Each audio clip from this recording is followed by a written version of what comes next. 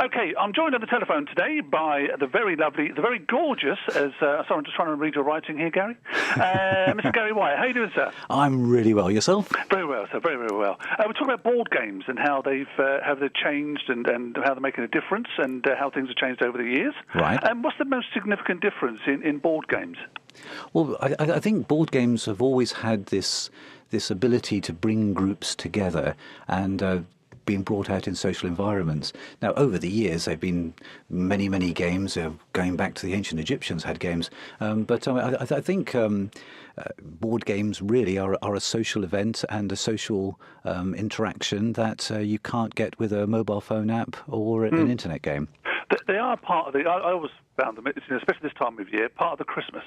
They seem to sort of reinvent themselves around Christmas time when all the family are around. Yeah, they are. They are in the fabric of Christmas, I guess, is a way of describing it.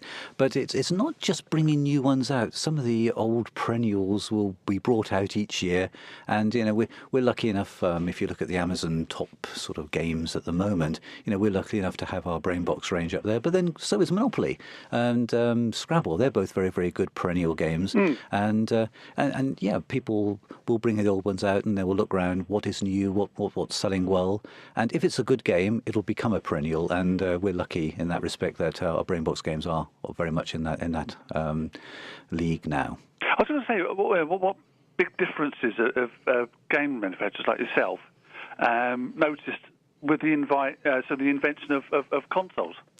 Not a lot, really, because consoles are great for the audience that they are aimed at.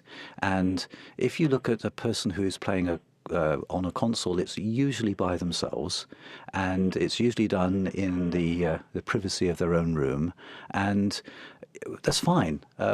But they don't offer the opportunity for groups to play together normally. Now, you do get some internet games that do allow that, but you can't get a family around a console game normally. And that's where the board games work, because if a game is good, you can have a 7-year-old playing with a 77-year-old. Yeah. And that's what a console doesn't offer you, because some people are afraid of technology, but everyone is very happy to sit around.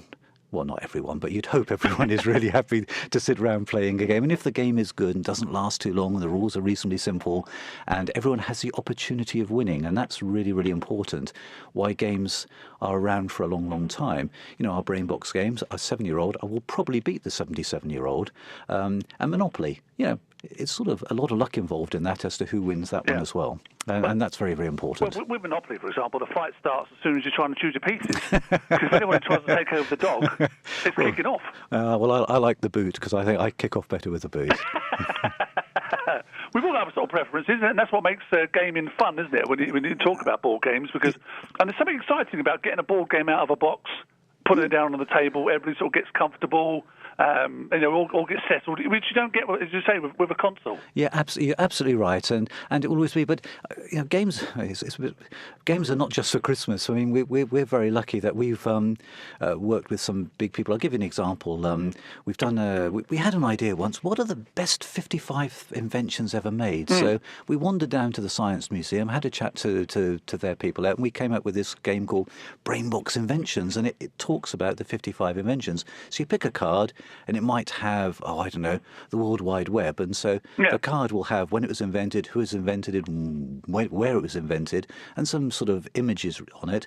Then you look at it for 10 seconds, turn it over, and you have to answer a question based on the roll of a die. Brilliant. Your 7-year-old can play that, and your 77-year-old can.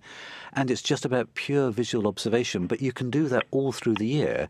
And obviously, when you're working with museums, they have lots of tourists during June and July, during the summer months, and you get lots of sales then. So it's pretty good. And obviously, schools embrace them as well. So they're great. It's often the simplicity of the game that makes it more successful. Absolutely right. And, I think if Monopoly was invented now, I'm not sure it'd be that successful, because you said earlier on what's changed. I think people do want simplicity. They do want to be able to get into it straight away. I mean, Germans are different. They like reading a rules book that lasts 4 hours. We don't as a society. We want to get on with it, get it done. And so, I have a litmus test. If I can't explain the rules in less than about 15 seconds, I don't want to do it.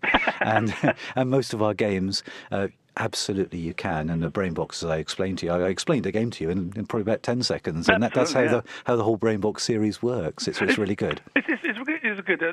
When you get a new game that's come out, I always find, we'll read it as we go along. Yeah. And that's probably, it's the best part. I don't know whether it's a method I'm used to learning for myself, but I just find that to get the rule book out, we'll struggle. We'll have a few little giggles, and we'll play as we go along. Yeah. Well, one of the other things I've started doing is I started saying, I tell you what, I'll put the rules on the back of the box, and if I can't fit them on the back of the box, it's too complicated. And so that's what I do. So I have a rules leaflet inside, but I also put it on the back of the box. So that means more than one person can look at the rules at the same time, which also helps as well. So it's, again, thinking of the end user and actually working away from there. There was a game out a few years ago now, probably going back about 20 years now, he says, frighteningly enough, called Crush a Grape. And when you get annoying kids, there's nothing better than when you're playing a game with them, you can actually wipe the floor with them.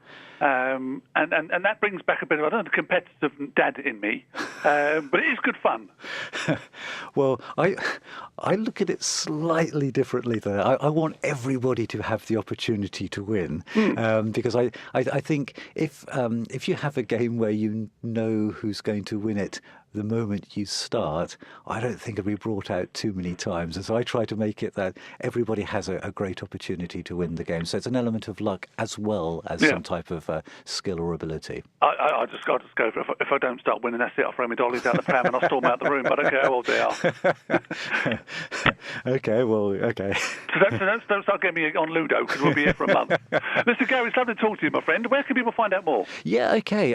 Well, I'll tell you what might be really interesting for your listeners is that if they have invented a game, we've got a really nice inventors page on our website. And our website is greenboardgames.com. Yeah. And on that inventors page, we've got links to sort of how you can legally protect it, some places you can go for more information. So, yeah, just look up all the W's, greenboardgames.com. Fantastic. I've actually got an idea I could fire right now. It's called Send the Kid Up the Chimney. And basically what they do, if you send them enough, hopefully they'll come back with some money for you.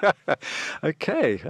Well, one of the other things we actually say when people invent games is do a little bit of market testing beforehand. So. Yeah. Well, I've got a couple that we can shove up chimneys anytime you're ready, Gary. Okay. All the best to you. Have a great Christmas and a good New Year, sir. You too as well for your family too. Cheers. Take care. Bye-bye.